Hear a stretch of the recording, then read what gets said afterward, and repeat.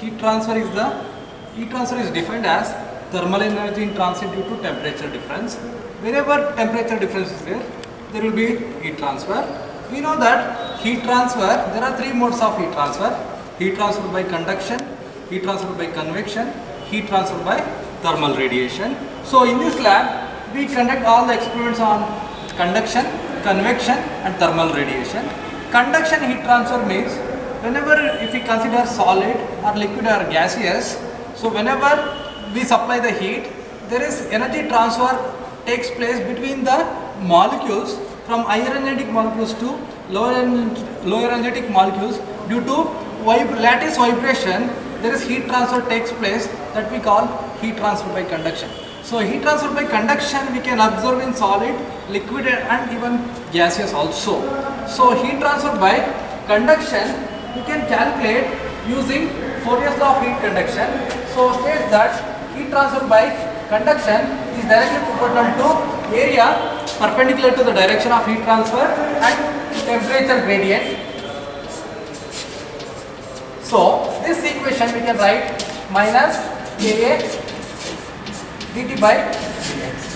So here K is the thermal conductivity of material, A is the area perpendicular to the direction of heat transfer, dt by dx is the temperature gradient. So this is from Fourier's law of heat conduction. So here we have experiments on conduction heat transfer like thermal conductivity of metal rod, thermal conductivity of insulating powder, thermal conductivity of liquid. There is a heat transfer by composite wall. These are various experiments we conduct based on the conduction heat transfer. We have Fourier's law of heat conduction. Using this, we analyze these experiments. And also heat transfer by convection, so that we can observe.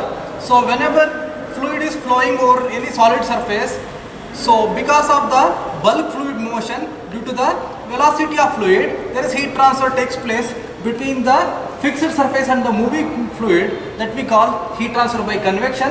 There are two types of convection: natural convection and forced convection. If we consider natural convection, so fluid flow is induced by natural means because of the buoyancy force, there is heat transfer takes place by convection, that we call natural convection. So heat transfer by convection we can calculate using Newton's law of cooling. States that heat transfer by convection is directly proportional to surface area and difference in solid and fluid temperature. This we call Newton's law of cooling. So using this equation, Q is equal to HAS into Ts minus T infinity. H is known as convective heat transfer coefficient, AS is the surface area, Ts minus T infinity. Ts is the temperature of solid surface and T infinity is the temperature of fluid. So using this, we can conclude that heat transfer by convection we can increase by increasing the convective heat transfer coefficient, or we can increase the surface area or decreasing the fluid temperature. There are three possibilities. Whenever we design some heat transfer equipment, there are three possibilities that we can observe using this equation called Newton's law of cooling. So whenever we calculate heat transfer by convection, we use this equation to calculate what is the heat transfer by convection. In this lab, we have experiments based on the convection. There is forced convection and natural convection. We have experimental setup. We have to find experimentally what is the convective heat transfer coefficient that we have to find for forced convection and natural convection. And also we have to compare with the theoretical correlation. We have to see what is the error between the experimental and theoretical values. So this is based on the convective heat transfer. So if we consider thermal radiation, so we know that if we consider any surfaces of finite temperature emits energy in the form of electromagnetic waves, we call thermal radiation. So thermal radiation we can calculate. So heat transfer by thermal radiation is directly proportional to surface area and absolute temperature to the power of 4. This we call Stefan-Boltzmann law of radiation. So using this we can calculate what is the heat transfer by thermal radiation. Here sigma is the Stefan-Boltzmann constant, A into temperature to the power of 4. This we call Stefan-Boltzmann law of radiation. So here in this lab we can use this, we have some emissivity operators, so we can analyze the thermal radiation heat transfer. This is basically what are the modes of heat transfer, how to calculate heat transfer by conduction, convection and radiation, just we discussed. So next experiment we will talk about heat exchangers. We know that from Newton's law of cooling, heat transfer by convection will be equal to HAS into Ts minus T infinity. So by looking at this equation, we can say that heat transfer by convection can be increased by providing the more surface area. Here we know that heat exchangers, there is heat transfer takes place between some hot fluid and cold fluid. Let's consider here we have some parallel flow heat exchanger. This hot fluid is flowing inside and hot fluid goes outside, and cold fluid enters the heat exchanger, cold fluid goes out of the heat exchanger. What we can observe here, whatever heat, whenever hot fluid flows, here also cold fluid flows parallelly. This we call parallel flow heat exchanger. There is heat transfer takes place between surface of this hot fluid and cold fluid. So there is heat transfer takes place, we can observe. So, and also if it is counter flow, the direction of the fluid flow is reverse. We can see here hot fluid inlet, hot fluid outlet, and cold fluid inlet, cold fluid outlet. We can see here hot fluid is moving in this direction, cold fluid is moving opposite to this. This we call counter flow heat exchanger. What we do here, whenever we design heat exchanger, we should be able to calculate what is the surface area required. As an engineer, what we do, we will be knowing hot fluid inlet temperature, cold fluid inlet temperature, and hot fluid outlet temperature, cold fluid outlet temperature. If we know this, we can able to calculate what is the surface area that we should able to calculate. Here, what we do, we have to find experimentally and theoretically what is the effectiveness of using the heat exchanger. So we know this. What we do, whenever we plot temperature variation along the length of the heat exchanger, what we can observe, temperature of hot fluid inlet decreases, we can see here up to Th naught. If we look at here, temperature of cold fluid inlet, also it is increases up to Tc naught. So what we can see here, the temperature variation is not linear, it is logarithmic way we can observe the variation. So here log mean temperature difference we have to find because of the temperature variation in the heat exchanger, it is logarithmic way. So whenever we analyze the heat exchanger, what we do energy balance. So heat loss by the hot fluid will be equal to heat gain by the cold fluid. So if we know the mass flow rate of hot fluid, if we know the specific heat of hot fluid, the temperature difference of hot fluid inlet, hot fluid outlet, this will be equal to mass flow rate of cold fluid, specific heat of cold fluid into temperature of cold fluid exit minus temperature of cold fluid inlet. This is the energy balance equation we use. Using this, we calculate the heat transfer.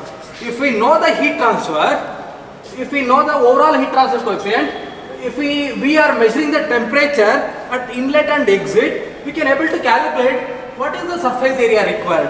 As an engineer, we can design for parallel flow and counter flow arrangement. So also we define the effectiveness of using the heat exchanger. So is the ratio of actual heat transfer by maximum possible heat transfer. This is known as effectiveness. Here we find experimentally what is the effectiveness of using the heat exchanger. Here, using this equation, we calculate what is the actual heat transfer takes place. So if we know mass flow rate, specific heat and temperature difference, it gives the actual heat transfer rate that we are measuring. So maximum possible heat transfer, we can calculate. Look at this equation. Cc is the specific heat, the mass flow rate of cold fluid into specific heat of cold fluid. This product we call Cc. Ch is the mass flow rate of hot fluid into specific heat of hot fluid. This product, that we have to see which one is the minimum, that is maximum possible rate we have to calculate. Qmax equal to C minimum into Thi minus Tci. Thi is the temperature of hot fluid inlet, Tci is the temperature of cold fluid inlet. So using this, we can able to calculate maximum possible heat transfer. So what we do in this lab, we have to find experimentally what is the effectiveness of using the parallel flow and counter flow heat exchanger. Experimentally also, theoretically also we have to find. So theoretically we can use the effectiveness NTU method. In the data handbook we have the equation. Using this that we can calculate theoretically, and using this equation we find experimentally. We have to see what is the percentage deviation between experimental and theoretical values that we should find. So what we do in heat exchanger, so we have parallel flow arrangement, we have counter flow arrangement, we have the temperature variation along this. Using the energy balance we find the heat transfer, and then we know the surface area, we know log mean temperature difference.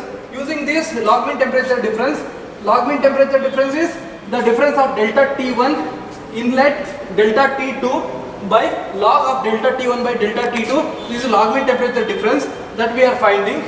So we can able to calculate what is the overall heat transfer coefficient, even effectiveness of using the heat exchanger that we are finding experimentally. We have experimental setup to analyze the heat exchanger.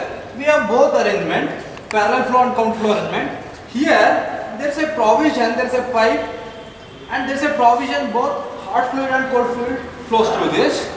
So here there is a geyser kind of thing. So we have to add the input, so we can maintain some temperature. So we get hot fluid from here, and also there is arrangement we get cold fluid also from here. So for parallel flow arrangement, so both the hot fluid and cold fluid moves parallelly, that we call a parallel flow heat exchanger. What we do here, initially we maintain some heat supply, we have some heater and power, so we have to maintain some heat supply. So what we do, we have thermocouples at different locations, we can measure the temperature. There is hot fluid inlet and cold fluid inlet temperature we can measure here, and also cold fluid and hot fluid outlet that we can measure.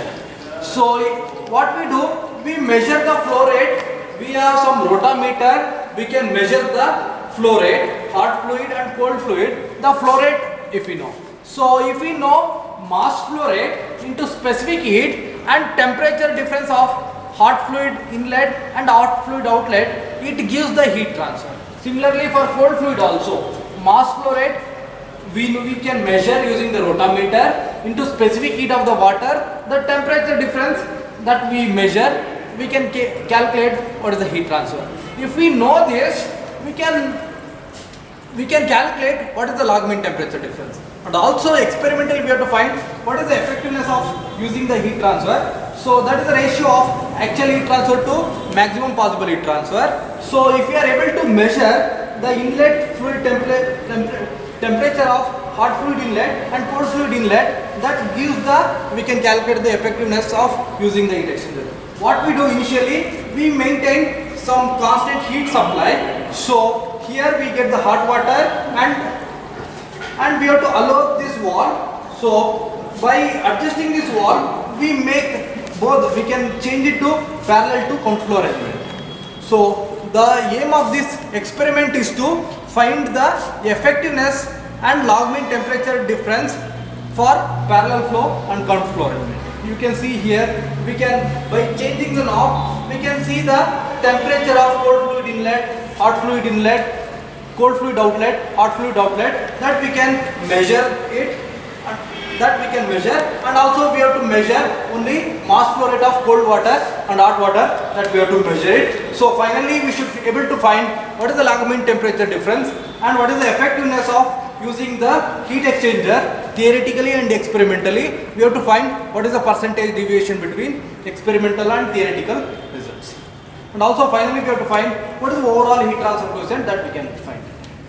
So we can see here, there is a hot water goes here and cold water also come here. So for parallel flow, it moves this way, and counter flow, there is hot water comes and cold water goes this way. Just by adjusting this wall, we can change the direction of fluid. And we can see here, there are thermocouples are fixed here, different location. So inlet and exit, we can able to measure the temperature. Cold water inlet, hot water inlet, cold water exit, hot water exit, we can measure at different location.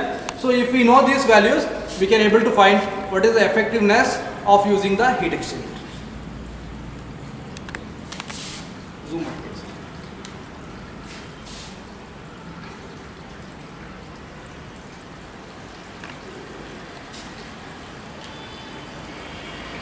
So here by adjusting this knob, we can see the temperature. We can see for different heat input we can able to measure the temperature. For different heat input we can see the effectiveness of heat exchanger, how it varies, that we can analyze.